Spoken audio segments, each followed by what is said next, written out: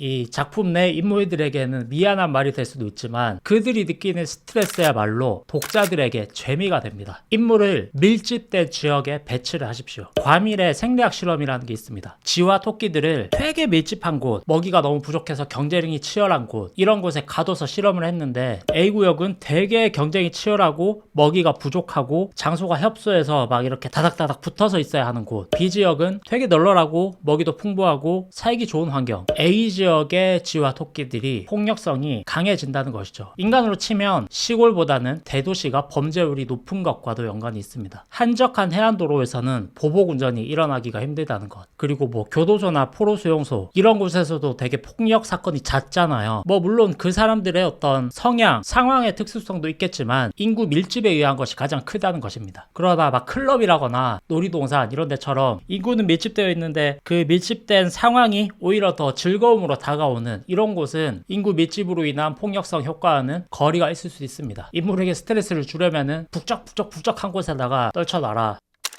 두 번째, 프라이버시를 침해하라. 너무나도 개인적인 공간을 먼저 연출을 해야겠죠. 그리고 그 공간을 누군가 불쑥 침해하게 하는 것입니다. 되게 아늑한 내 방에서 막 속옷만 입고 팬티바람으로 막 새우깡 먹으면서 핸드폰 보면서 막 킥킥대고 있는데 눈을 딱 들어서 창밖을 봤더니 어떤 사람이 나를 뻔히 이렇게 쳐다보고 있는 거죠. 사적인 공간과 프라이버시를 침해하는 누군가, 이 상황은 극단적일수록 더 효과가 좋습니다. 예를 들어서 그냥 내 방에서 이렇게 그냥 멀끔한 차림으로 있는데 그냥 친구가 불쑥 들어오는 것보다는 그냥 집에서 되게 편하게 입고 있어서 옷 매무새도 그냥 노출이 심한 복장 이러고 있는데 잘 알지도 못하는 옆집 아저씨가 대뜸 문을 열고 불쑥 들어오는 상황, 이러면은 극중의 인물이 엄청난 스트레스를 받겠죠. 뭐 반대의 경우도 마찬가지일 겁니다. 우동이즘.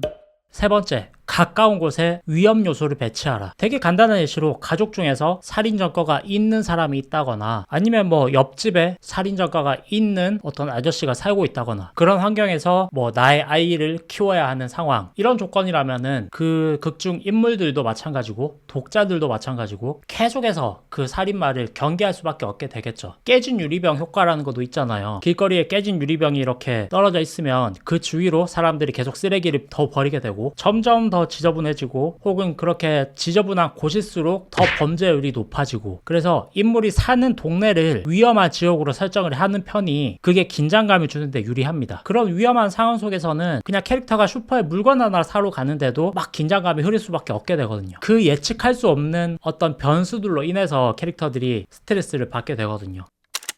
약간의 기출 변형, 이런 당연해 보이는 어떤 클리셰들을 역이용하는 방법도 있을 수 있겠습니다. 도심부의 범죄가 당연하기 때문에 오히려 한적한 시골의 범죄가 더 기괴하게 느껴지기도 하고요. 비슷한 결로 막 마약이나 알코올 중독자보다 되게 말끔한 공무원, 뭐 국어 선생님, 이런 사람들이 범죄자일 때 더 임팩트가 생기기도 하고요. 그런데 이거는 클리셰를 이용하는 행위이기 때문에 10대나 20대 대상층, 이런 이야기에서는 그 독자층들이 아직 클리셰에 익숙하지 않은 독자층이기 때문에 그런 경우에는 그냥 클리셰를 이용하는 편이 훨씬 좋습니다. 캐릭터가 받는 스트레스가 서스펜스를 만든다. 늘어지지 않는 텐션 속에서 작품 또한 지루해지지 않는다.